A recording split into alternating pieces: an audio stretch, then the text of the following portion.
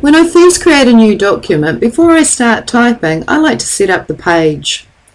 With the horizontal ruler visible on my screen, I can see there is a dark part and a white part of the horizontal ruler.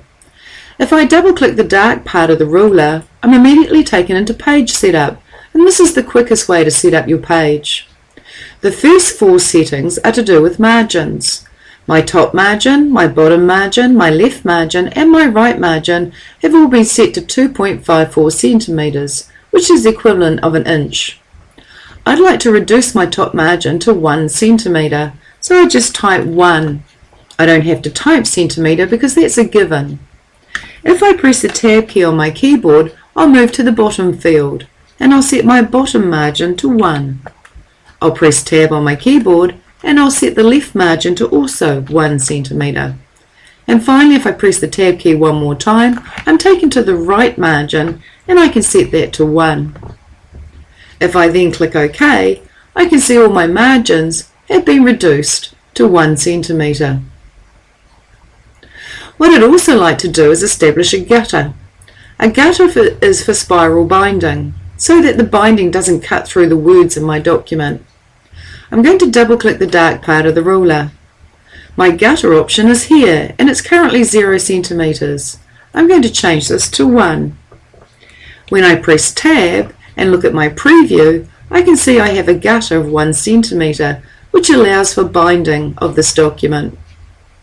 The gutter will be on the left position, and if I click OK, I now have a 2 centimeter margin on the left hand side. 1 centimeter is my left margin, and 1 centimeter is an allowance for the gutter. If I double click the dark part of the ruler, I could put the gutter position to top. If I choose top, the preview shows me that my binding will go through the top of my document, and this is like a flip sheet. If I click OK, I can see that I have a gutter. If I double click the dark part of the ruler, I'll put my gutter position back to left, and I might decide to have my paper not in portrait orientation, but landscape orientation.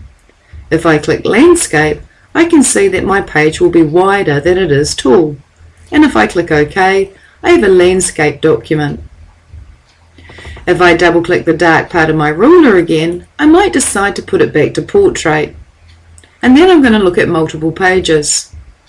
If I have a printer or a photocopier that's able to print on both sides of a piece of paper, I'll change normal to mirror margins.